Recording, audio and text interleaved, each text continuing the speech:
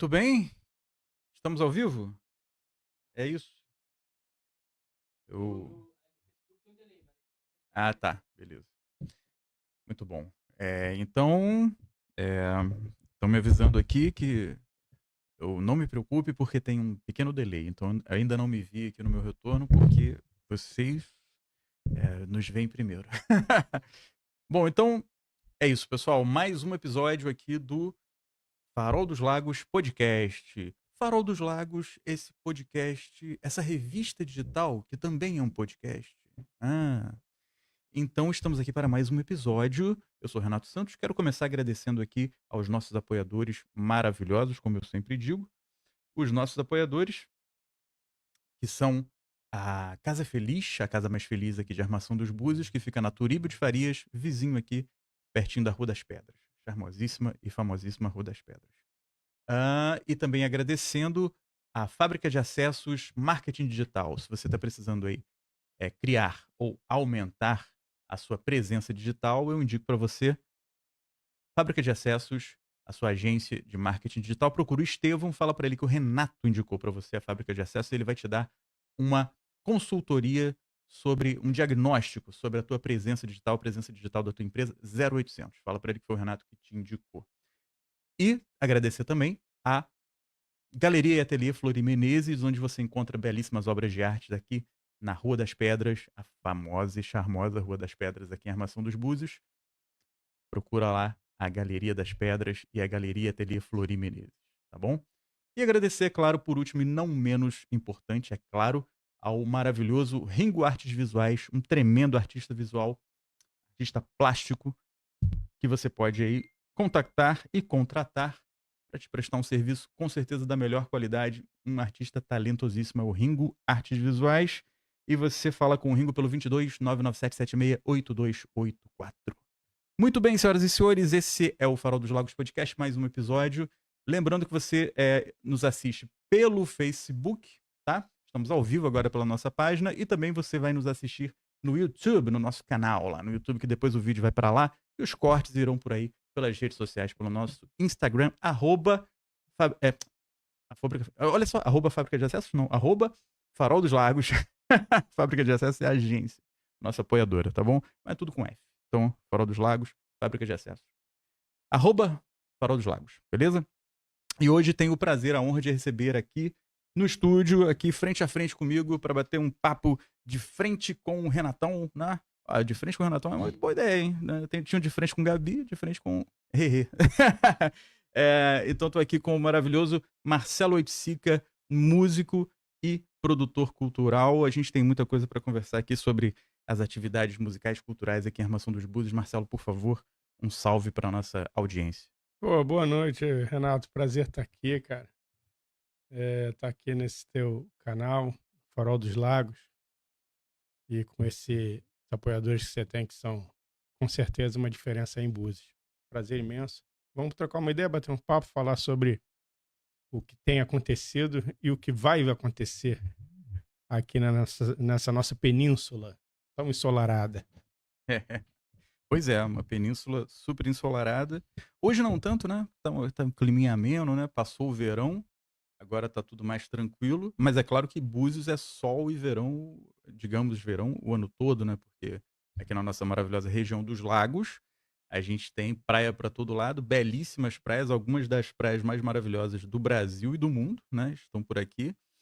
Então a gente está aqui na maravilhosa Armação dos Búzios, mas também estamos ao lado, pertinho de Arraial do Cabo, de Cabo Frio, outras cidades maravilhosas aqui da região, né? Saquarema, que eu não posso deixar de citar, que eu amo Saquarema. Uma saudade de lá. Ah, e Marcelo, falando, cara, da nossa cultura buziana, né? Ou da nossa cultura local, a gente tem aqui a presença a atuação dos segmentos culturais, né? Do segmento cultural aqui na cidade.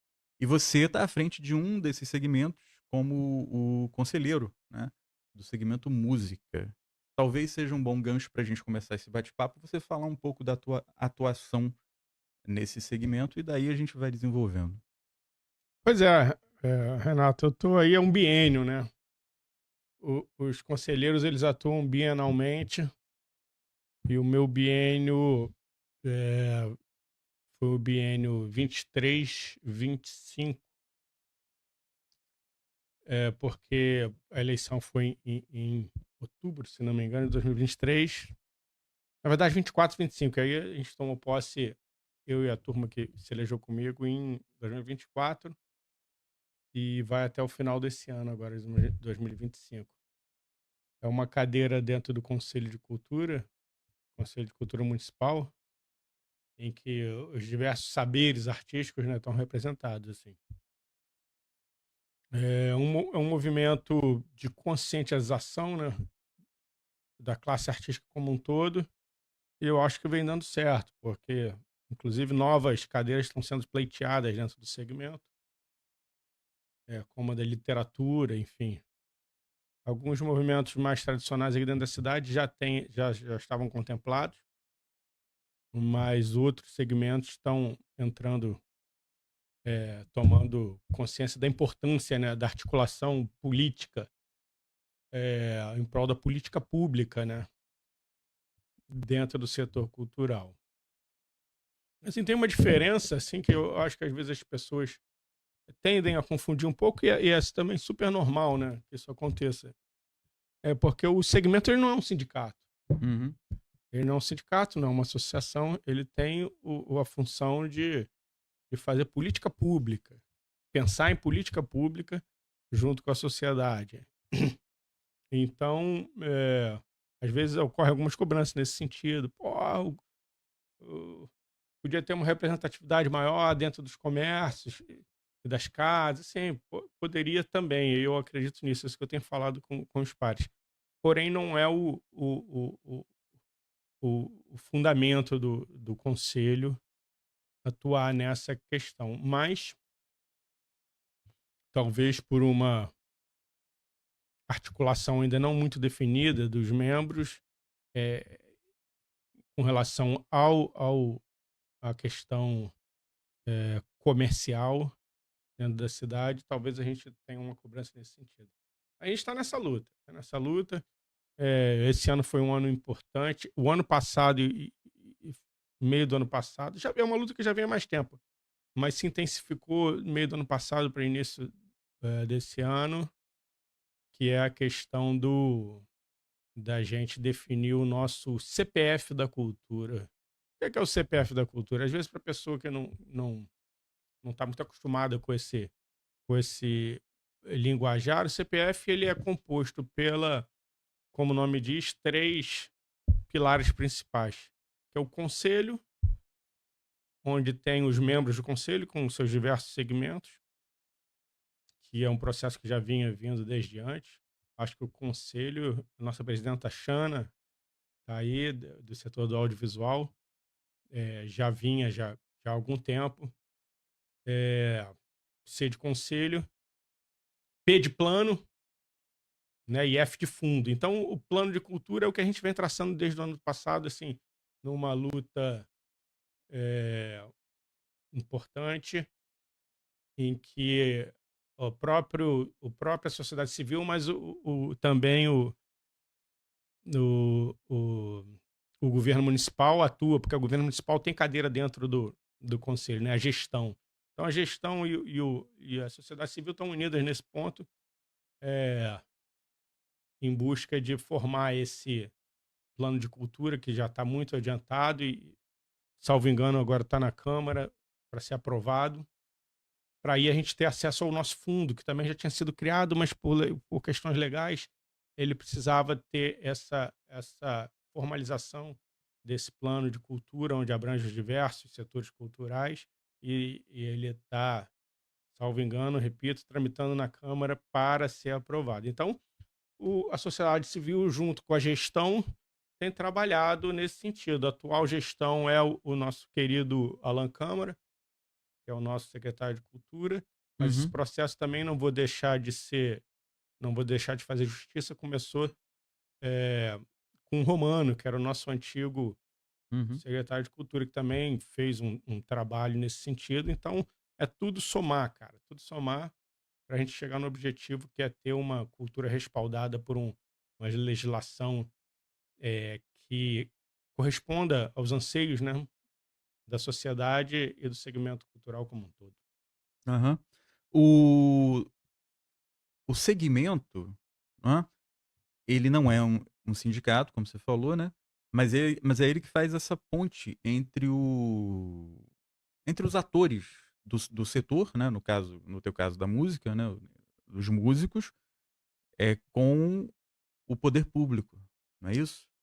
Com Então poder ele público, isso faz mesmo. uma ele representa, né. Ele representa a sociedade, representa a sociedade civil junto com o poder público em busca de soluções para para as demandas, né, para as Uhum, demandas culturais, da cidade. Então, porque dentro do a gente falou do CPF, né, então o conselho, plano e fundo. Dentro do fundo, a gente tem diversas fontes arrecadatórias, né, e que inclusive devem ser ampliadas.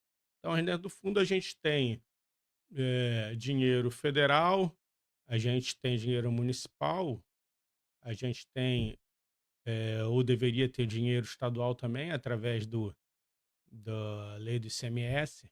Inclusive, aqui a gente precisa articular a lei do ISS, que é uma lei, eh, que vai destinar alguma verba para complementar esse fundo. Então, esse fundo ele é amplo e podem haver doações, inclusive de particulares também, para integrar o fundo. É porque é uma lei federal, né? A lei da cultura ela é baseada na lei federal. uhum. Então você tem, vários caminhos que você pode percorrer. Nem sempre você vai atingir todos os pontos de arrecadação que você poderia, por isso é um trabalho constante, um trabalho vivo, né, assim. A articulação política tem que ser viva, e é o que a gente tem tentado fazer, trazer a sociedade para dentro dessa discussão, já que o beneficiado é a própria sociedade como um todo, né, assim. Entendi. E cara, são muitas as demandas, né. São muitas as demandas da sociedade, dos, representantes da quando a gente fala de cultura, né, fala de arte, os atores, né, desses setores, são muito desfavorecidos, né. A gente tem uma sociedade, vamos dizer aí, no nosso país, né, que não valoriza muito como deveria valorizar o artista, né, infelizmente. Isso é uma coisa que ficou, muito explícita quando a gente passou aí pela questão da pandemia, né, e a gente viu como que é importante o trabalho, né. Se alguém ainda não tinha percebido, né, talvez essa pessoa tenha sido ajudada a perceber como é importante o trabalho do artista, né, em todos os setores. E a gente viu isso, muito forte, né, como que foi, necessário as pessoas recorrerem à produção da arte, né, inclusive, esse acontecimento, né, da pandemia trouxe um outro olhar e algumas reformulações, né, mexeu as peças na realidade, e aí a gente passou a ter muito mais presente a questão do online, né. O online se tornou se consolidou como um território para os artistas, né. Acho que parece que foi um empurrão final, assim, né, "Vocês têm que ocupar esse espaço aqui". E aí ocupou, né. Claro que foi uma situação horrorosa, mas, enfim, na história da humanidade, as situações horrorosas, é que acabam causando grandes transformações mesmo, né. E aí a gente vai lá e tenta aproveitar aquilo da melhor forma. E foi o que aconteceu. E são muitas as demandas, né, dos artistas, né, o músico que diga, né, o músico que toca na noite, caramba. Numa outra situação, eu não lembro se foi aqui no podcast, mas teve recentemente eu estava falando com assim, em algum momento de entrevista, alguma coisa, e eu citei isso que acho que foi até num podcast aqui anterior, que os músicos que a gente conhece famosos, né, os grandes nomes da música e tal, são a exceção, né. Eles são a exceção. A grande massa de artistas, né, tudo, não só os músicos, né, todos os artistas.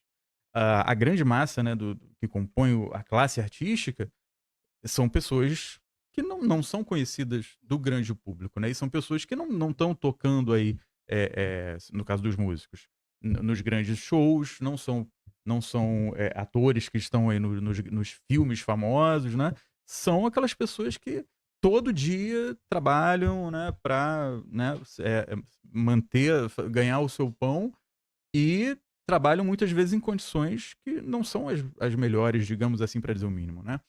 E realmente o trabalho de você ter essa fazer esse trabalho de reivindicar junto à administração pública, ao poder municipal, estadual, federal, os direitos, né, que tem a classe, é um trabalho importantíssimo e um trabalho, que você faz, você, eu digo, em geral, quem faz, né, faz muito por amor, né, assim como se faz, como o artista faz o seu trabalho na arte, muito por amor, né. Isso é um grande exemplo de profissional que trabalha por amor, né, porque é muito difícil você ter uma condição bacana, legal e estável e confortável de vida trabalhando no setor artístico, né. Falei pra caramba, né, mas aí É, fala. cara, assim, ainda nesse bate-papo da gente, cara, eu acho que quem faz arte, quando o cara tá ali esculpindo, entalhando, pintando ou compondo, ele não tá pensando na cifra, né?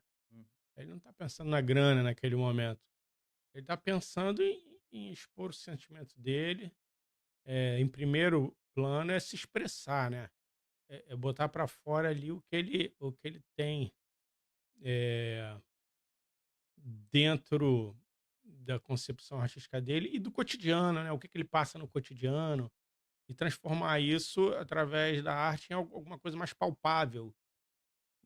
Mesmo a música que, pela sua essência, ela não é algo físico, né? Ela é sensorial, mas você deixa ali através do registro. Você pode repetir inúmeras vezes a mesma gravação, não como uma performance ao vivo, que está sempre variando, mas você registra uma performance ao vivo. Então, o artista que ele tá fazendo arte porque ele precisa fazer, é uma necessidade, ouso até dizer que é uma necessidade, assim, fisiológica dele, sabe. Uhum. E isso mexe com as pessoas, né, mexe com as outras pessoas que se identificam com aquilo.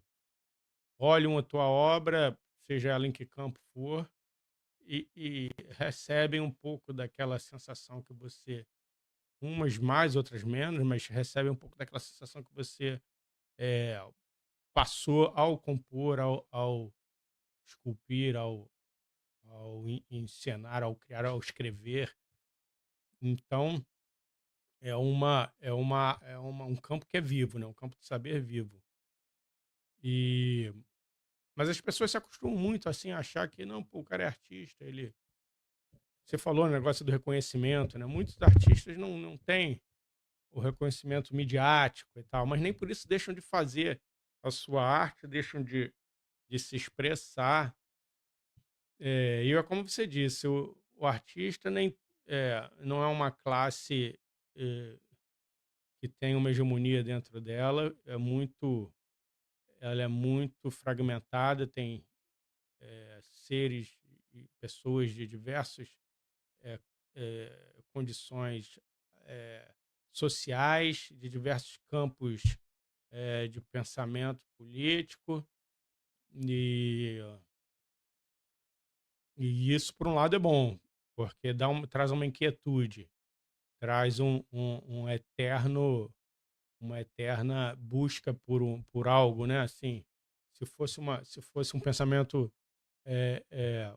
totalmente alinhado, talvez não tivesse a força que tem dentro da sociedade, as artes de uma maneira geral.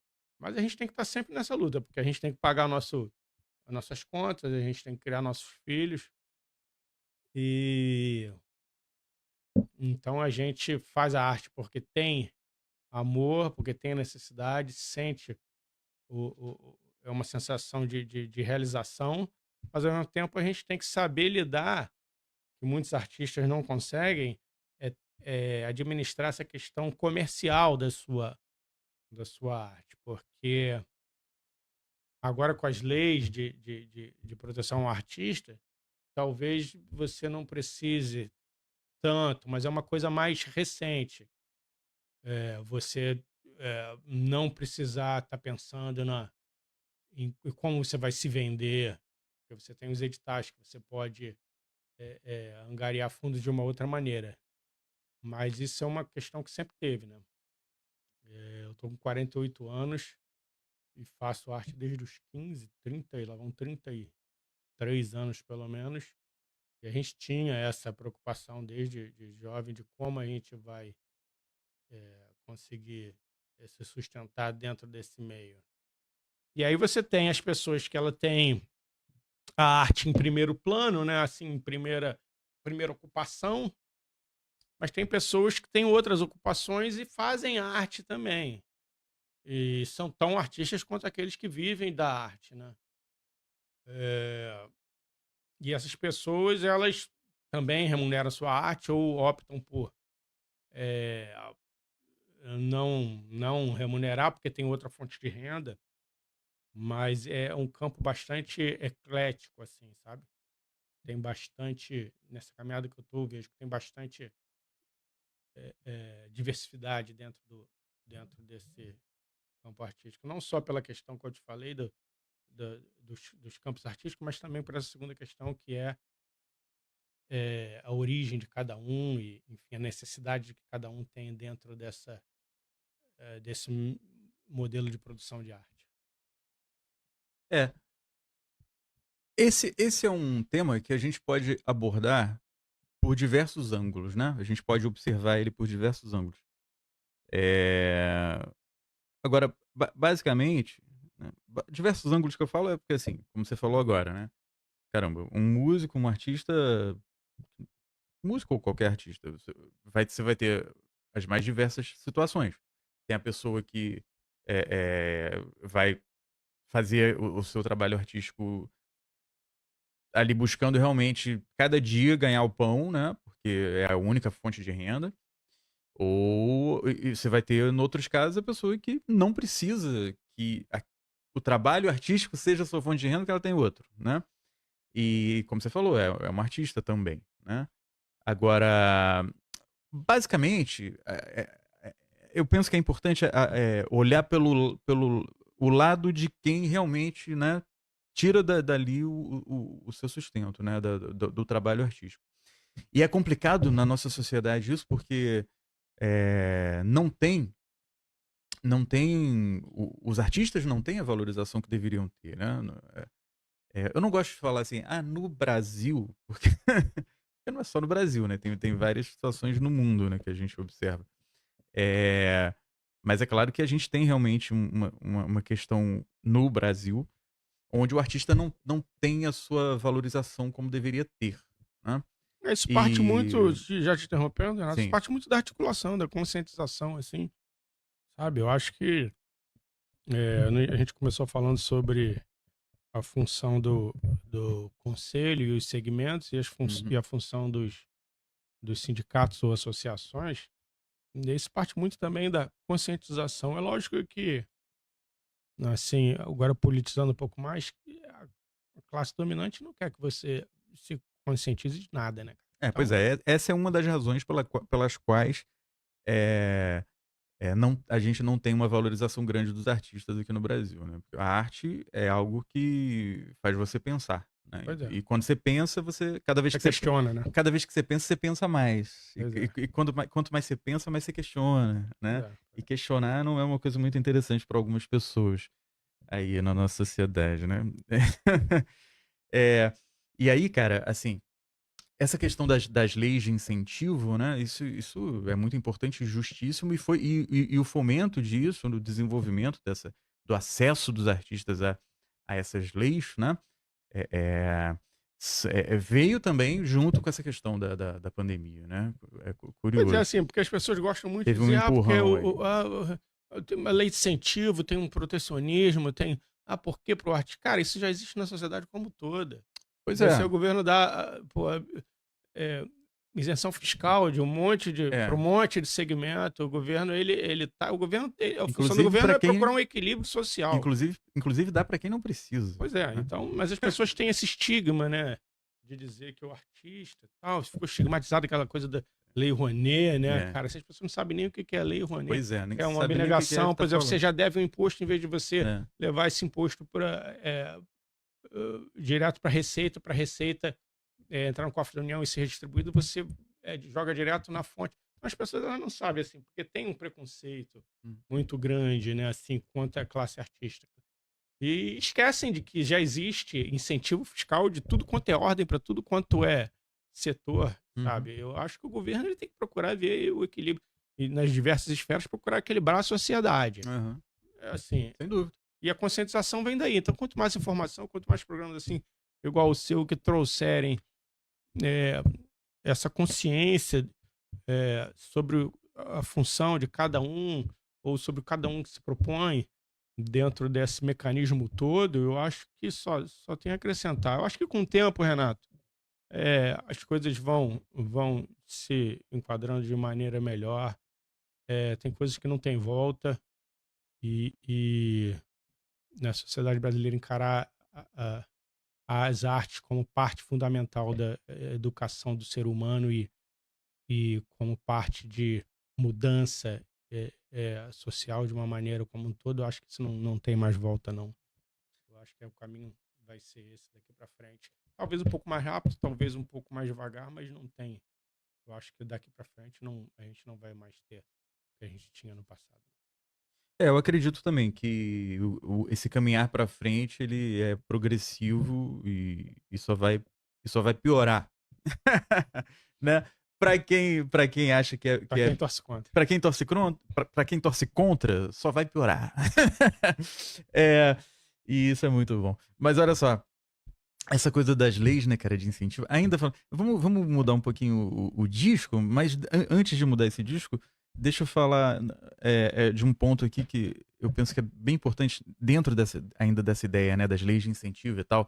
Outro dia, vendo uns comentários, eu tava lendo uns comentários, era sobre uma situação assim de incentivo federal ou estadual para alguma coisa.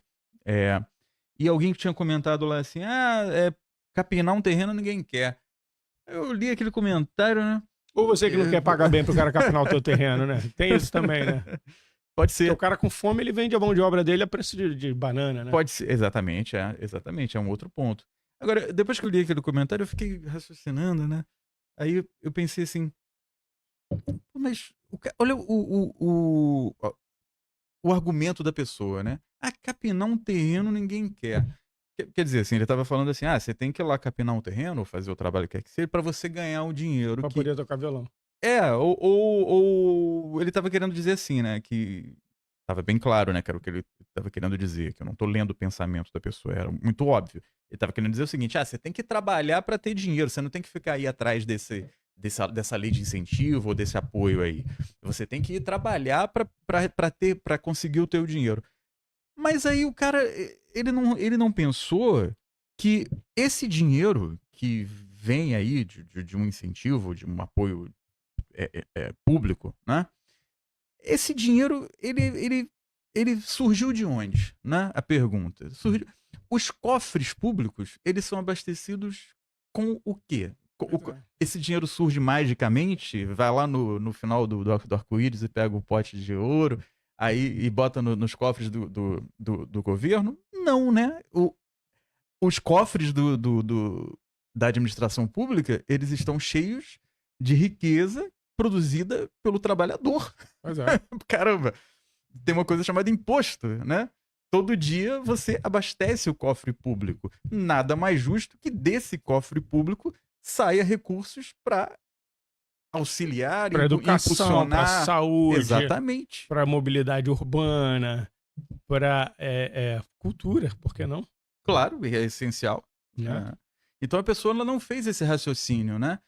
O raciocínio dela é típico de quem tem raciocínio limitado, né? O raciocínio dela para naquilo que, você tem que trabalhar para. Não, cara, mas a gente tá trabalhando para Uhum. esse dinheiro existir, todo mundo tá, inclusive esta pessoa que fez esse comentário, ela está trabalhando para abastecer o cofre público, né. E Pois de é. lá tem que sair o E a recurso para arte é a um sociedade trabalho mesmo. árduo, inclusive. Sim, Um trabalho árduo, e não é só um trabalho intelectual, é um trabalho braçal também. sim, sem dúvida. Um Eu trabalho estudei um pouquinho de braçal. teatro. Vai ver o dedo É. calejado de quem toca. Pois é. Pois é.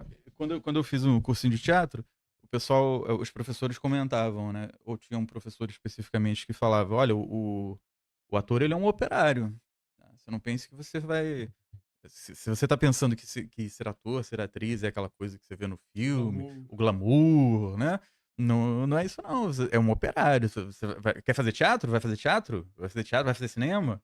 Ó, tem trabalho duro também, tá?" É um trabalho que a gente está procurando uma É, remuneração melhor, porque sempre foi mal remunerado, né. Pois é. é. Hum. É um processo e É um processo. E aí, vindo aqui para, né, aterrissando aqui em Armação dos Búzios, você tá aí como ocupando o cargo de, eh eh, conselheiro, né, no segmento musical, sim. e você desenvolve todo um trabalho, musical, né, aqui, né, na região. Tem aí a questão do Clube do Choro, né, tem diversos projetos que você tá desenvolvendo. Vamos falar um pouco disso. É porque o trabalho do segmento, conforme a gente falou, é um trabalho, abnegado, né, Sim, assim, exatamente. no conselho como um todo, é um trabalho abnegado, mas você só tá ali porque você sempre fez e sempre exerceu um trabalho artístico, que é o meu caso. Então a gente tem, como ainda nessa situação, tem que pagar as contas, tem que produzir. Então, um pouquinho da minha história, assim, né, como já falei, comecei com 15 anos lá atrás, tocando rock and roll e tal, fui cabeludo durante muito tempo, inclusive. E a partir dali, fui conhecendo música brasileira, né. Você falou do choro, eu conheci o choro através do rock, que eu conheci o choro através de bandas como, por exemplo, a Cor do Som, que tocava choros de Ernesto Nazaré, tocava vários choros dentro da sua formação de rock. Novos Baianos também fazia isso.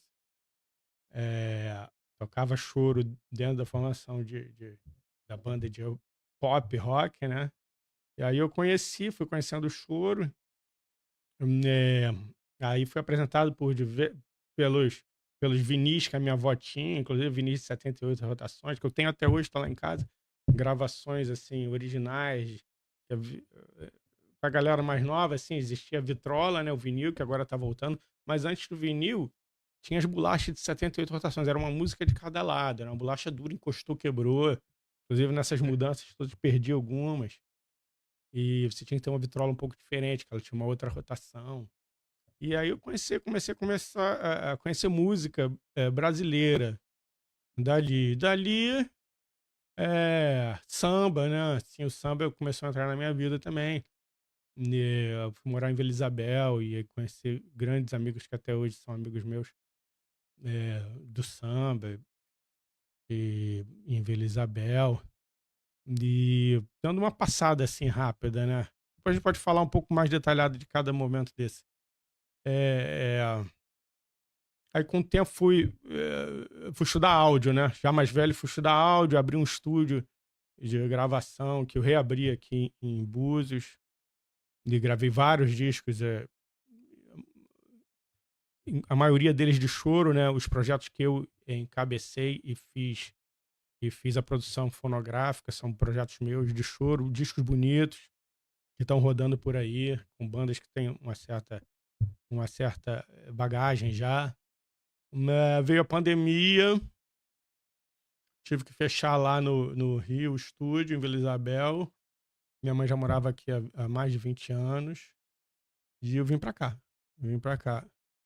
E chegando aqui em Búzios, eh e sempre fui chorão, vi o pessoal do Clube do Choro de Búzios aqui, o fundador é o nosso amigo Vlad, e que era para estar aqui com a gente hoje, não conseguiu chegar, mas está aqui de coração. E comecei a tocar com o pessoal do Clube do Choro, aquela coisa toda. Foi quando eu conheci Lilian, que já fazia produção em BH, que veio também para Búzios. E a partir daí a gente se associou, eu cuidando mais da parte musical e ela cuidando mais da parte da produção.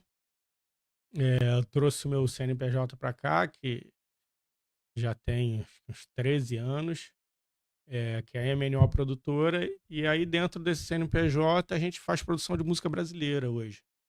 A gente trabalha com movimento de choro, trabalha com movimento de samba, e trabalha com MPB nordestina, junto com o Bequinha, nesse caso, junto com o Bequinha, que ele é conselheiro, como eu falei nisso, junto comigo, no segmento de música. Então, foi essa estrada, assim, construída até aqui. E agora, mais na vida pessoal, no meio do caminho, 2 filhos. Um nasceu no dia do samba, que é o Vicente, né, dia 2 de dezembro, tá com 3 anos e pouco. E outro Serginho, que nasceu agora, quase nasce no dia do choro, cara. Quase nasce. Por pouco, né? Meu filho com a Lilian, que todos sabem. E amedrontaram ela, assim. Aí ela, não, tem que nascer. Aí fizeram um parto, assim. O PRC ele é muito bom, cara. Eu tive meus 2 filhos dentro do Rodolfo PRC. Eu não tenho atendimento ótimo, mas teve essa questão. Eu acho que podia ter segurado um pouco mais. Essa questão de fazer ser uma indústria, precisa realmente resolver, porque tem outros para entrar, para fazerem os seus partos, enfim. Uma outra questão. Mas era para ter nascido um no dia do choro e um no dia do samba, né? O dia do forró tá vindo aí, mas eu encerrei, viu? Não vai ter esse brinde pro dia do forró. Não. Tá bom, 2 tá bom. Tá bom, né? Tá bom, cara. Pô. E, Marcelo, hoje falando da tua atividade, né? Tem muita atividade, né? E o que você vê que precisa. O que você acredita que tá precisando melhorar aqui pro artista? Aqui em Búzios, ou na região, pro artista, pro músico. O que tá precisando melhorar? Olha, Renato, assim, eu procuro sempre fazer uma articulação, né? Como agora que a gente está fazendo. Eu cheguei aqui, fechei o estúdio lá, assim, reabrir o estúdio em outra cidade demanda tempo, você tem que ter obra, tem que fazer adaptação, tem que ter dinheiro. Aí, quando você vai ver os equipamentos ficaram parados um tempo, aí, pô, você tem que... os que valem a pena você tem que recuperar, os que não valem a pena você substitui. Mas, assim, a questão da articulação, acho que a articulação para melhorar tem que ser de dentro para fora. Não espere que ninguém vai melhorar a sua situação, porque não vai. Então você tem que estar articulando com os seus pares. Foi o que a gente fez aqui com o choro, que foi o primeiro movimento que eu integrei em 2020, logo no início de 2021, já me integrei ao Clube do Choro Búzios, e depois com a ida do Vlad para Bahia. O Vlad passou um tempo, um ano, acho, na Bahia. Eu não podia deixar isso morrer. E aí, junto com o Codesso, que teve aqui também, e o Gilberto e o Cacade, a gente tem um grupo chamado Pendura no Prego. É um grupo, ele não é como, por exemplo, o Clube do Choro. O Clube do Choro, ele tem uma leitura do choro mais tradicional, que a gente chama de varandão, é uma coisa mais clássica, assim. E o Pendura no Prego já é uma coisa mais despojada. Eu costumo dizer que ele é música instrumental brasileira. A gente toca Ivan Lins, a gente toca alguns outros temas que não são temas proprietários do choro, mas a gente toca no formato de regional. Então, eu costumo dizer que o Pendura no Prego ele é um grupo de música instrumental brasileira. Então, o que eu procurei fazer foi isso, foi articular as pessoas para o movimento continuar girando, né? Assim, e a Lilian com o mesmo pensamento que eu sempre, de fazer girar a cultura. Então, a gente, com o choro, a gente, dentro desse pensamento articulado, fizemos aí rodas de choro mensais, quase o ano todo de 2023, onde a gente contava a história do choro através da homenagem aos grandes mestres do choro. Fizemos uma coleção de bottoms, né, colecionáveis, por ser uma coleção onde homenageou, foram 6 bottoms, começando, se eu errar, a Lili não está aqui, ela podia me corrigir. Mas a gente começou com Chiquinha Gonzaga, que foi uma propulsora, inclusive retratada em minissérie da grande mídia. Depois a gente veio com Valdir Azevedo, depois a gente veio com Joaquim Calado, se eu não me engano. Depois a gente veio com Jacó do Bandolim. Um dos selos foi em homenagem aos 10 anos do Clube do Choro, porque o Clube do Choro ele fez 10 anos em 2023. Então, um dos bottoms foi, os broches foi... a gente fica preso um pouco nessas palavras americanizadas, infelizmente. Isso é um fato, mas a gente tenta se corrigir no meio do caminho. Então, os broches foram broches colecionáveis e agora a gente retomou, agora com o Dia Nacional do Choro que está aí, retomamos essa coleção e nada mais justo que homenagear o Pixinguinha, que é o patrono do choro, e o Dia Nacional do Choro, inclusive, é no dia do aniversário dele, e a partir do ano passado foi tombado pelo IPHAN, Instituto Patrimônio Histórico, Artístico e Cultural, né? Foi tombado como patrimônio imaterial do Brasil. Então a gente vem fazendo, aglutinando as pessoas em torno do movimento. Vamos para o 3º ano comemorando o Dia Nacional do Choro. O primeiro ano a gente trouxe aí o Trio Júlio naquela época. Fizemos em um ambiente fechado, num bar, né, público, mas um ambiente privado. O segundo ano, que foi ano passado, fiz na transição do Romano para o Alan, fizemos em praça pública. Esse ano a gente está articulando aqui em Búzios fazer uma mostra de documentário com uma pequena apresentação em câmara, assim, dentro do Cine Bardot, e depois um grande encontro em um bar que está sendo definido, onde virão outros chorões, inclusive de toda a região, aí, de Cabo Frio, de Barra de São João, que na verdade é Casimiro de Abreu, né? Uhum. Rio das Ostras também. A gente está articulando, a gente tem um grupo de WhatsApp onde tem os chorões da região, o pessoal também de Saquarema com o Miguel. Você falou em Saquarema, né? Lembrei de Serguei lá. Tem um movimento de música importante. Tem o Miguel lá também, que faz o movimento Miguel, e o Kelvin, a Justiça Seja Feita, que fazem, seguram um choro por lá. Então eu acho que é isso, assim, é tentar, voltando para eu contei um pouco da história, mas articular, cara. Se a gente não procurar fazer por nós, assim, se a gente não estiver unido, vai ser difícil. Alguns músicos ficam um pouco, digamos que reféns de uma situação, né? Com o que se pratica de cachê no local, né?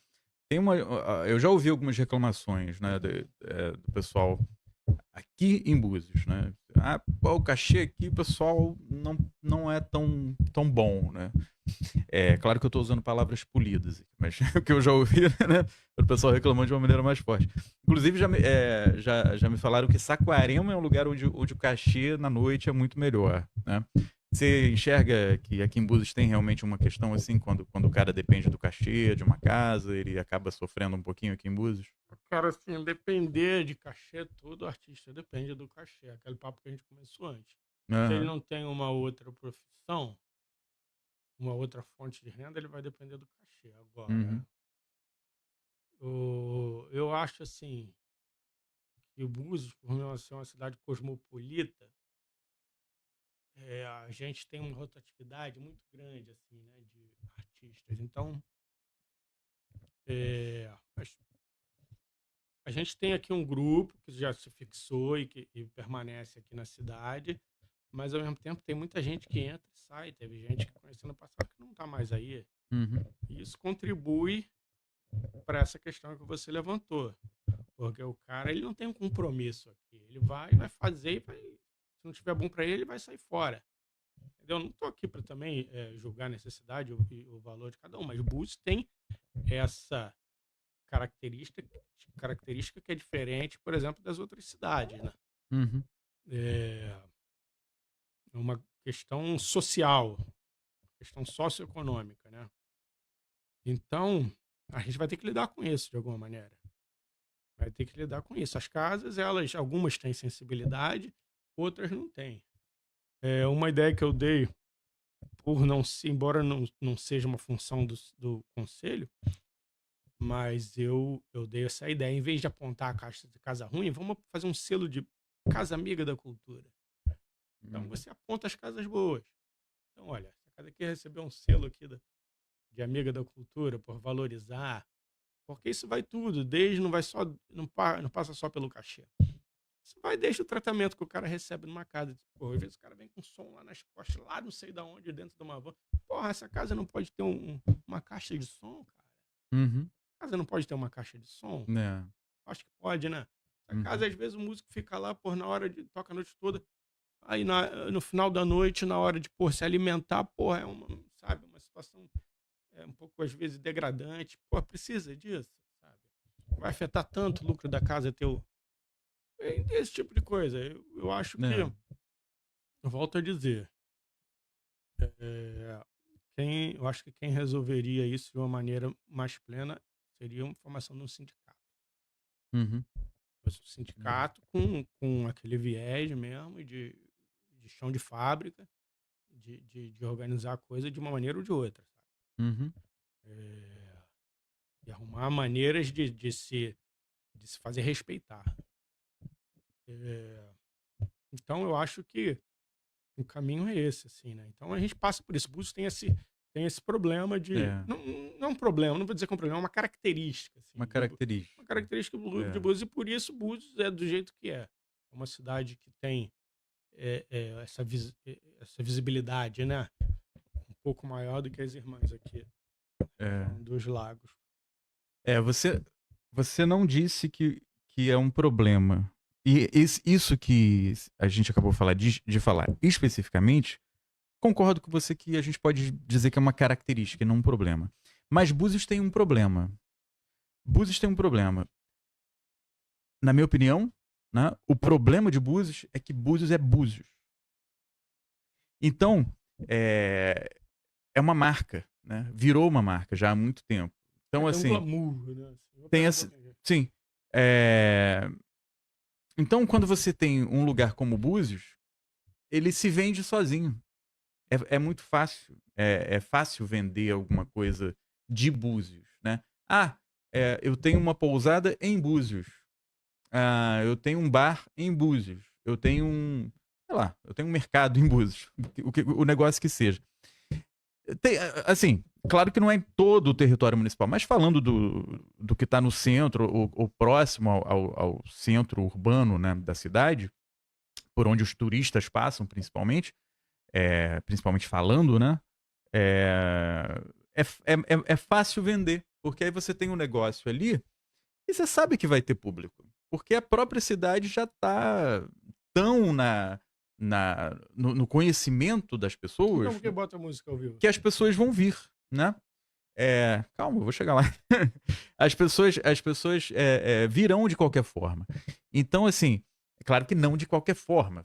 Isso é uma força de expressão, mas é mais fácil vender algo que está num lugar que já é atrativo por si só, né? A gente tem as belezas naturais, a gente tem o glamour do nome, né? E essa coisa toda, que vai passando e as pessoas já conhecem, né? Então elas vêm. E aí, aquele que oferece os serviços, né, que tem que ser oferecidos num local turístico, hospedagem, diversão, né, entretenimento, né, me parece, acabam não dando a devida, não tendo o devido cuidado. Obviamente não são todos, mas muitos acabam não tendo o devido cuidado com os seus serviços, né? Então o cara tem uma pousada, mas ele não cuida tão bem da pousada dele, né? Aí ele recebe lá um monte de reclamação, mas ele até que fica tranquilo, porque ele sabe, tem esse monte de reclamação aí, mas ano que vem tá cheio de novo, entendeu? Ano que vem vem outras pessoas, né? Isso é um problema, né? É um problema. Mas aí você tem que ver, pô, que tipo de turismo você quer atrair para a cidade, né? Pois Hoje o secretário de turismo é o Weber, né? Sim, Thomas que eu recebi aqui, inclusive. Pois é. A gente já Tive o bateu um prazer papo de com ele recebê-lo. também, me parece que é uma pessoa que está voltada, né, a trazer dar uma organizada nessa questão turística aqui em Uhum, Búzios, porque você vai trazer qual tipo de turista que você vai trazer para cá? Assim, eu acho que todos os turistas eles devem ser bem-vindos. uhum, Mas se você vai fazer um turismo, que tipo de turismo? Vai fazer um turismo cultural? Você vai fazer um turismo simplesmente de veraneio? Você vai fazer um turismo de balada? Por exemplo, o slogan da cidade é a cidade mais hum. badalada Parece que do Brasil, né? Pois é, estão abandonando esse pois slogan, né? é. Parece que trocaram. Trocaram agora? Pois é. Então você tem que saber primeiro o que que você quer, né, atrair para dentro da cidade, e os serviços que vão dar sustentação a isso vão ser serviços que se adequem a esse tipo de programação que você quer ter. E aí está a cultura também, né? A arte de uma maneira geral, né? Você tem alguns amigos que são do pagode, não tem problema nenhum com pagode. Mas você, em Búzios, você pode ter o samba também, que traz uma visibilidade um pouco diferente, que traz um público diferente, como a gente fez agora. A gente ia ter a chuva não permitiu, a gente está articulado com o Gabrielzinho do Irajá, um parceiro lá desde a época do estúdio. E Gabrielzinho é um cara assim que desde novo, né, tá nas rodas de samba, ele começou menino e tem um talento maravilhoso. Hoje está com 29 anos. Ele é um PCD, ele tem uma questão visual, um problema de eh, visual, ele não enxerga, não sei em qual grau, mas isso para ele não foi problema nenhum, pelo contrário, o cara eh, foi apadrinhado aí pelos grandes nomes do samba, fez uma novela da Glória Pérez, ele continuou tocando a vida dele. E, e, e, e é um cara que faz samba, assim. Então, por que não diversificar? Eh, Trazer um turista aqui. Por exemplo, aqui a gente tem o festival de jazz e blues, que teoricamente ele daria com um turista que tem uma carga de conhecimento intelectual um pouco diferenciada. Porque para gostar de jazz e gostar de blues, você tem que ter uma vivência um pouco maior. Por que que dentro disso você, por exemplo, nessa programação, você não coloca, por exemplo, um grupo de choro, que é música instrumental genuinamente brasileira? Por que que isso não é feito? Por que que você não traz, não tem um fomento para trazer fazer essa união entre a cultura que está acontecendo aqui dentro de Búzios, junto com as grandes atrações que vêm de fora? Pois é, porque isso articula a cidade, movimenta, traz o dinheiro para as camadas de trabalhadores de dentro da cidade e você vai moldando um turismo de acordo com o que se planeja, né? Com o que se quer, com o que se almeja, né? Então, essa questão ela tem que ser debatida com os diversos setores Hum, da sociedade, não só com o setor hoteleiro, mas com o setor artístico uhum, também, né? É uhum, um pensamento que eu tenho. Então, a gente está tentando uhum. fazer isso. De uma maneira ou de outra, como eu te falei, a gente, ano passado, trouxe, dentro do, agora falando do movimento do samba, trouxe a Roberta Nista, também é uma bamba lá da Lapa, que é a amiga minha desde lá da época. E agora, conversando com o Lilian, a gente falou, vamos retomar esse movimento. E aí, articulei com o Gabrielzinho, choveu, mas a gente vai ter uma nova data para trazer o Gabrielzinho do Irajá, já está tudo certo, vamos só realinhar isso. A gente está trabalhando nesse sentido, assim. Uhum. Gostaria que tivesse de uma maneira, como já trouxemos o Trio Júlio, no caso do Choro, eu gostaria que tivesse uma visibilidade um pouco maior pelo poder público para essas atitudes independentes, né? Não sou só eu que faço, vários aqui fazem. Mas no caso, estou falando das atividades que a gente fez. Eu acho que o caminho tem que ser por aí. Certo. Eu vejo que Búzios tem muita riqueza, né?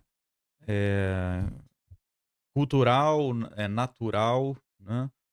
E talvez essas riquezas daqui precisem ser melhor administradas, digamos assim, né? É, eu não estou falando de uma coisa de agora, estou falando de uma coisa de tempos, de anos e anos. Porque, assim, essa coisa de você ter uma. Volto a dizer, né? Búzios se vende sozinha. E isso desde sempre, desde que é Búzios, né? Desde que não tinha estrada calçada para cá. Então, assim, quando começou a ter essa coisa do movimento turístico aqui, foi se estabelecendo dessa forma. Então, quando você tem essa facilidade, digamos assim, aí você não necessariamente tinha que acontecer isso, né? Mas me parece que acabou acontecendo um certo relaxamento, digamos assim, né? Vai levando que é tranquilo, né? É só deixar aí funcionando que tá bom. Mas me parece que não, né? A gente precisa realmente aproveitar da melhor forma as riquezas que tem, né? Pois Tanto, é, cara, tanto, assim. tanto o que a gente tem de beleza natural, de riqueza natural, a nossa.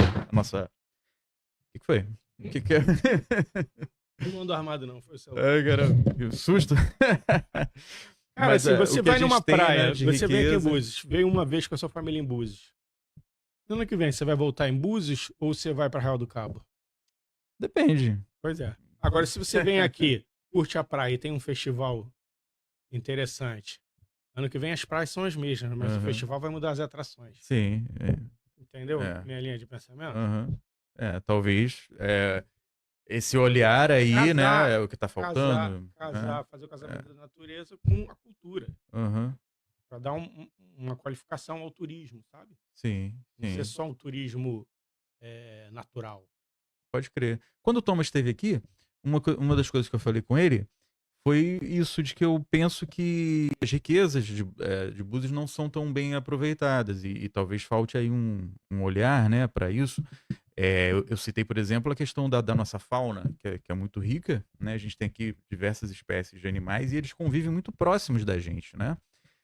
O ser humano chegou aqui, invadiu, né? Como sempre, em qualquer lugar do mundo, né? A gente vai lá, invade e decide que os animais, que não é mais o lugar dos animais, é o Só que nosso. não é assim, né? A natureza Pois ela é, não respeita pois é. esse movimento do ser humano. Aí Eles vêm. eles vêm, e aí a gente tem que lidar isso, né, procurar lidar com isso da melhor forma, né?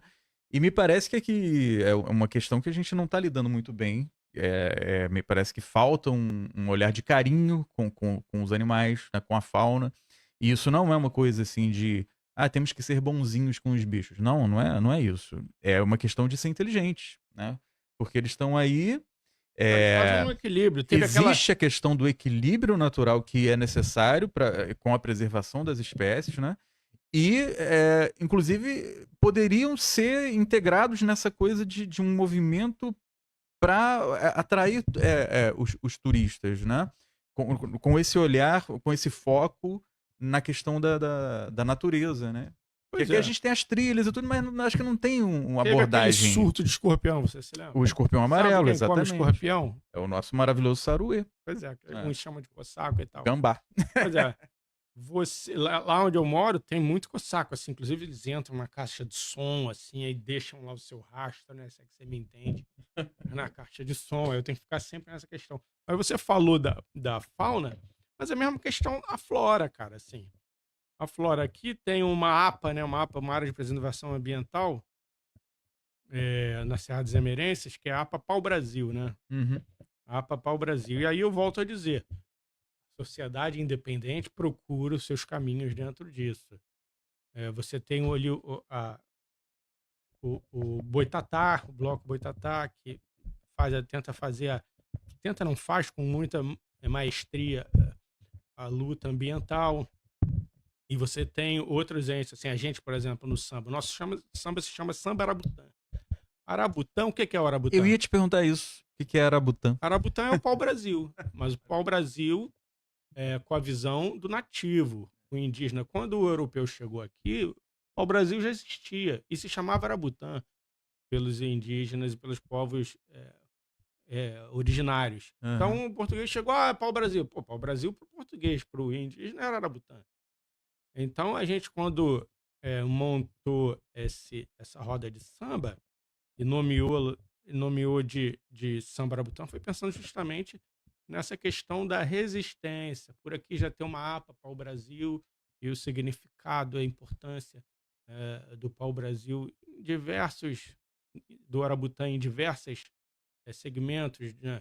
Eh, Tanto as questões das artes, né, manuais, quanto nas questões medicinais, quanto na questão do musical também, porque o Arabutã ele tem um tronco oco que os indígenas percutiam ele. A folha dele, antigamente tinha muita brincadeira de criança de soprar a folha, era tipo um apito, assim. Uhum. Então a gente nomeou o samba como samba Arabutã justamente uma forma de resistência ambiental e cultural.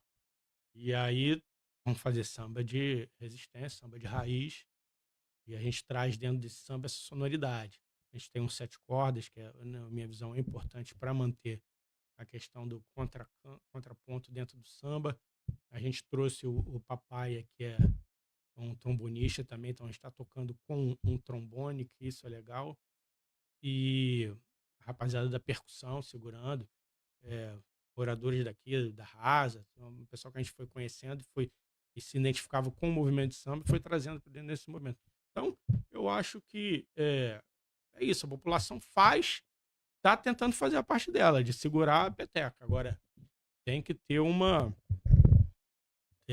um olhar mais carinhoso eh, da gestão pública por essas atividades independentes que a população vem tentando fazer. Não que não tenha, tem, mas sempre tem espaço para crescer e melhorar, né? Aí depois você deixa lá, faz um merchanzinho, deixa o arroba da gente lá. Claro, claro. O arroba de vocês, todos os arrobas vão ficar marcados, Que né? beleza. Quem tá assistindo no YouTube, na descrição do vídeo, você procura lá que vai ter todas as citações, né?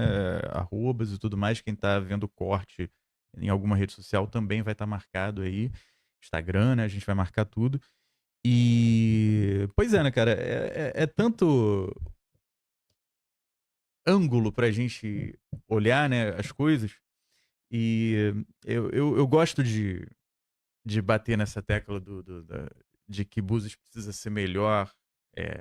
Quando eu digo melhor administrado, eu não tô fazendo crítica aqui ao poder público, não, tá? Não é isso. Quer dizer, eu tô sim, mas eu não tô fazendo para agredir. Eu tô fazendo uma observação, né? É uma As críticas observação. são bem-vindas, cara, portanto, que sejam construtivas. Sim, a boa crítica, né? A crítica é para contribuir. E como eu falei antes, eu não tô falando de uma coisa de agora, eu tô falando de coisa de sempre, né? De anos e anos atrás. Ah, e assim, me parece, né, cara, que a gente eu diria assim, ó, para falar de uma forma popular, eu acredito que a gente tá dando um mole com Búzios, sabe? O pessoal tá dando um mole aí porque poderia aproveitar melhor o que se oferece, o que tem aqui de riqueza, tudo que tem de maravilhoso aqui culturalmente, né, e naturalmente, né, falando da a gente tem exemplos, né, por aí pelo mundo dos lugares que souberam aproveitar suas características naturais. E agora que eu falei isso, não me vem nenhum exemplo na cabeça, mas, mas é claro que tem. É, é, sabe, cara, a gente tem. Por exemplo, a gente tem um exemplo no Brasil mesmo. A gente tem Fernando de Noronha, né? O arquipélago de Fernando de Noronha, um lugar maravilhoso. E não teria, até pela própria constituição do local, né? Não teria muito para onde correr, né? Assim, caramba, tem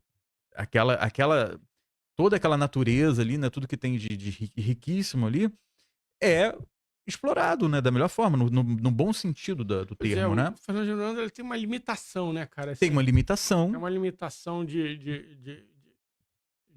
assim como a Ilha Grande também tem uma limitação de de território, visitantes, né? né? Assim, você Aham, tem um limite. Não sei aham. como o setor hoteleiro e gastronômico veria isso. É, Pois é, você falou porque desses lugares que tem uma limitação. É bom a gente observar que Búzios também tem uma limitação, né? tem uma limitação. Só que tá se. Parece que tá se ignorando. Sabia, não? Pare- Não parece. Parece que tá se ignorando isso, né? Parece que, assim, tá se fazendo uma vista grossa, né? E daqui a Não pouco. sabia disso, não. da- Achei que não tivesse. daqui a pouco, né? Isso vai se impor, né? Porque a realidade se impõe, né? Pois é, eu acho que é isso, cara. Eu acho que é, organizar é assim, não que não a cidade apoia os movimentos culturais, apoia. O setor turístico apoia o setor turístico. Eu acho que talvez uma integração maior. Você vê ali, ó. Agora a gente está numa época um pouco mais de baixa, mas tem muitos navios ancorando ali, né? No cais do Pier do Centro. Esse pessoal, quando chega aqui, é recebido com que tipo de cultura, né? Assim, é recebido com uma cultura brasileira, com uma cultura local, é recebido com que tipo de abraço cultural, que tipo de música ele vai ouvir nos bares que estão ali na orla. Muitos navios não pernoitam, mas alguns pernoitam. Você tem ali, você chega, tem pessoal do artesanato ali, da pintura eh, e da gastronomia, mas a questão musical, por exemplo, que é da onde eu venho, como é que as pessoas são recebidas ali? Então, eu acho que se tivesse uma interação um pouco maior do turismo com a cultura nesse sentido, me parece que tem. Eu vi algumas reuniões acontecendo entre turismo e cultura. Eu acho que a cidade ia lucrar melhor, porque cultura é educação, e educação ela vai te trazer uma consciência, principalmente de preservação eh, ambiental. Então, o turista, quando ele vem, ele tem que ter essa consciência que ele está aqui e que ele precisa preservar também a cidade como se fosse a cidade dele. Então, eu acho que essa integração entre a cultura e o turismo, que eu estou vendo acontecer eh, um início de um trabalho conjunto, isso precisa se ampliar e precisa eh, eh, trazer essa conscientização, não só para o turista, mas também um trabalho junto com a educação nas escolas, trazer a população estudantil para esse debate, trazer, integrar a sociedade de uma maneira geral, porque isso é um trabalho a médio e longo prazo, né, Renato? Isso aí não é do dia para a noite, não é impondo que você vai conseguir. Você vai conseguir convencendo, né? Trabalho de convencimento, né? Perfeito, exatamente. É o convencimento que vai transformando as coisas, realmente. Você, né, ter medidas draconianas, né, como se fala, né, e querer impor é, um ponto de vista, realmente não é a melhor abordagem e a mais eficaz ou eficiente. É através do convencimento mesmo que acontece através da educação, né? Educação que é feita através não só da vivência acadêmica, né? Mas da própria do desenvolvimento e do contato da sociedade com as suas expressões culturais, suas expressões Agora a gente está artísticas. chegando no meio do ano, né? Você sabe que Búzios tem uma população de ascendência nordestina grande. Uhum. Sem Braças, Rasa, tem uma população de ascendência nordestina muito grande. Como integrar essas pessoas, né, a cultura local aqui com a cultura local com esse turismo que chega, esse turismo chega tanto por mar quanto por terra. É um pensamento que tem que ser desdobrado. Uhum. Tem que ser desdobrado. Você tem um movimento de música nordestina que acontece. Você precisa pensar em como levar essa cultura para o turista e como integrar o turista aonde essa cultura está. Búzios, eu estava falando agora há pouco, né, da questão, porque Búzios ela é península, Búzios peninsular, Búzios continental, que está dividido entre a área quilombola, né, e a área continental. Então você tem a cultura quilombola, tanto Baía Formosa quanto a Rasa, mas você tem também a outra parte. E grande parte dessa Búzios continental, uma boa parte dessa população, como eu já falei, principalmente tem ali a Praça Zé Paraíba, para você ver um exemplo, Sem dentro braças. da Sembrás. Então tem uma cultura nordestina muito grande aqui. E eu acho que isso podia ser trabalhado de uma maneira de uma maneira melhor, assim, sabe? Uhum. São João, por exemplo, ele está vindo aí, uma forma de expressão é importante, assim, acho que devia, por exemplo, ter um calendário mais abrangente dentro dessa cultura, eh, que é a base, né, uma base de boa parte da população proletária, né, o pessoal que vem trabalhar no centro, depois volta para suas áreas para suas residências. Então, eu acho que essa discussão poderia ser elaborada também, integrar esse turista que vem de fora, eh, não só nas questões das caiçaras, agora estou fazendo mais questão quilombola, mas também essa questão da cultura nordestina, que aqui é muito viva aqui, o Namar, ali, essa população tá viva, Cabo Frio também. A população nordestina está viva, está pulsante, quer se expressar e está fazendo arte, está fazendo cultura. Pode crer.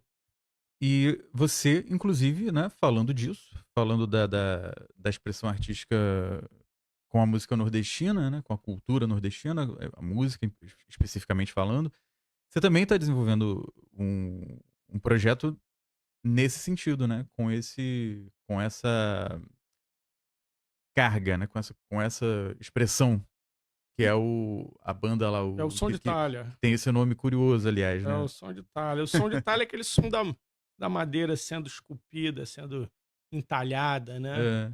É. A gente que tem ascendência nordestina, a gente sabe bem. A maioria das casas nordestinas tem uma peça de talha, de madeira entalhada, e quando não tem uma peça entalhada, tem uma estilogravura, que é uma cópia, né, feita em cima, eh, espelhada, né, de um processo de entalhamento, e onde um dos maiores expoentes é o J. Borges. Assim. Então a gente tem esse trabalho, que é um trabalho que não é só um trabalho musical, é um trabalho cultural como um todo, que é o som de Itália, onde a gente, no São João, a gente procura fazer a formatação mais característica, mais regional do São João, tocando com regional. Né? Aí vem zabumba, vem a viola caipira, vem. E no meio do ano, no final do ano, né, que é fora de temporada da música nordestina, a gente toca os compositores nordestinos, né? Que aí cai um pouco para a música MPB. MPB. MPB, que tem um traço de rock também, tem de- um traço de música pop também. Então a gente, dentro do som de Itália, a gente trabalha dessa maneira. E a gente gosta de tocar caracterizado, gosta de tocar com Aham. peças de roupa que remetam à cultura nordestina. Outro dia a gente foi lá em Teresópolis, nos chamaram para tocar lá no restaurante chamado Severina, onde é uma culinária nordestina, assim. A gente tenta levar adiante essa cultura através desse movimento que, como ele disse, tem uma ascendência nordestina, a família lagoana, o Bequinha, que é meu companheiro nessa jornada, junto com a Lilian também, que é a nossa produtora, tem uma ascendência pernambucana, e a gente começou a tocar outras coisas, e quando ele começou a tocar a música nordestina, eu falei, cara, peraí, toca mais disso aqui. E assim, vi que ele se identificou e se jogou muito dentro disso. Aham. Aí a gente falou, pô, vamos fazer um. Inclusive, você está convidado aí, Pode que eu sei crer. que você tem ascendência Eu nordestina tenho também. ascendência paraibana, então Paraibana, eu pois vou é. entrar nessa banda aí. Vai entrar com a gente. Vamos compor aí, fechar o Pode trio crer, pode crer. pra gente fazer essas músicas que tanto mexem com a gente, né? Com o nosso íntimo, assim, quando tem uma carga emocional muito grande. Né? Vem com a gente, pô, vai ser um prazer. Pô, vai ser um prazer, cara. E, poxa, caramba, falando disso, né? Da cultura de outro estado, né? De outros estados, né? Que o Nordeste brasileiro, né, é um mundo, né? De culturas, né, riquíssimas, né? Assim como todo o Brasil, né? Nosso país é privilegiado com isso, né? O brasileiro esquece disso, né? Infelizmente ainda não se deu conta, parece. Não sei se vai se dar conta algum dia, né? O brasileiro enquanto o todo, né? Do povo brasileiro, da riqueza que a gente tem, né? Culturalmente, né, cara?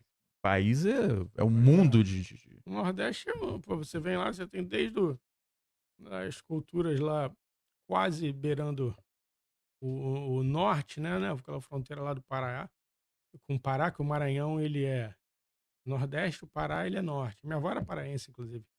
Então você tem a cultura lá, as guitarradas já no Pará, mas você descendo para o Maranhão, você já começa a ter os caboclinhos, você tem uma cultura regueira muito grande também nessa região, talvez pela proximidade ali com o Caribe. Pode crer. Mas aí você vem descendo, você tem o maracatu, você tem as cirandas, né, ali em, em, em Pernambuco, aí você tem as folias, você vem descendo, né, aí você chega na Bahia, você tem a questão do axé também muito forte. Ou seja, tem uma série de identidades musicais presentes dentro do Nordeste, que isso influenciou eh, a cultura, a musicalidade brasileira fortemente, né? A gente deixou. Acho que às vezes o cara ele não tá tocando aquele ritmo nordestino, mas ele tem um sotaque. Você vê que ele tem uma. Ou às vezes dentro de uma maneira, de uma condição harmônica, né? Você tem, às vezes, através de uma construção de uma escala que traz essas características que a música nordestina traz, não só do ritmo. Então você deixou um rastro aí muito grande dentro da música brasileira como um todo. E por isso que a MPB nordestina que a gente faz retrata isso. Você toca música modal, você não, sabe, você toca escalas que tem um menor harmônico, que o baião usa muito, né? Então você traz essa identidade não só através do ritmo, que os outros, na verdade, os outros compositores, grandes compositores já faziam e a gente só espelha isso porque isso está marcado dentro da nossa construção afetiva, né? Pode crer, Marcelo. Cara, a gente tá caminhando para os finalmente e é muita coisa para falar, né? Pô, foi um prazer estar aqui. Futuramente teremos aí, Foi um com prazer. certeza, uma segunda parte, se o universo permitir. E, poxa, cara, é um prazer te receber, né? Eu acredito que a gente trocou aqui uma ideia sobre vários pontos interessantes e, né, que a galera vai curtir aí, ouvir, assistir, né? Quem não acompanhou no ao vivo vai ter a oportunidade de ver, você pode estar vendo agora no YouTube. Teremos os cortes também, né, nas redes sociais aí, no Instagram, no próprio Facebook, que estamos ao vivo agora, na nossa página. Segue a gente, fica ligadinho aí em todas as nossas redes. Marcelo, dá um salve aí, um até logo pra galera, né? Pois é, agradecer aos espectadores aqui do Farol dos Lagos e dizer para vocês que na semana que entra tem é o Dia Nacional do Choro que a gente vai comemorar, com uma semana. A gente vai divulgar o calendário daqui de Búzios, mas também de toda a região. Quero dizer para vocês que em breve vamos remarcar aí nossa roda de samba com o Gabrielzinho do Irajá, que vai ser um sucesso total. São João está chegando também, vai ter uma programação. Deixar um alô aí para quem quiser fazer a produção musical, gravar, ensaiar. A gente tem o Estúdio Artista 70 também, que a gente faz esse tipo de trabalho há muito tempo. Deixar um abraço aqui para minha companheira Lilian, que não pôde estar aqui, que está cuidando dos meninos e que sem ela essa caminhada ia ser muito mais árdua. Te agradecer, Renato, por esse convite. Aí, você é meu amigo pessoal, independente da questão profissional. Eu gosto muito de você. Você identifica em diversas coisas. Agradecer aqui o espaço, que é muito acolhedor. Um abraço, até uma próxima vez. Show de bola. Marcelo Oiticica, uma grande honra recebê-lo. Uma honra ser seu amigo. E, pessoal, agradecendo a vocês aí pela audiência e pela paciência, ô louco meu. Muito bom. Ó, você pode estar assistindo agora pelo YouTube, né? Então se inscreva no canal, deixa o seu joinha aí, tá? E compartilhe o link com a galera, beleza?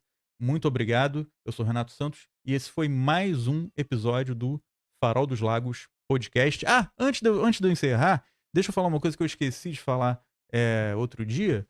Esse livro aqui, ó, que eu trouxe já 2 vezes, não falei nada, agora eu trouxe hoje eu vou falar, tá? Eu tive a honra de entrevistar num outro projeto meu, o Show Rock Show. Eu entrevistei o maravilhoso Felipe Seabra, da banda Plebe Hood, o cara da Plebe. E tá aqui a biografia dele, que tem um conteúdo maravilhoso de história do Brasil, história da música, história do rock nacional, né? Rock de Brasília. E tá aqui. o Cara da Plebe, super indico a leitura para vossas senhorias. E Muito vamos bem? ouvir Ira, hein? Vamos ouvir Ira, que ele é bom. E vamos ouvir Ira, que é bom pra caramba. É isso aí, valeu pessoal, até a próxima.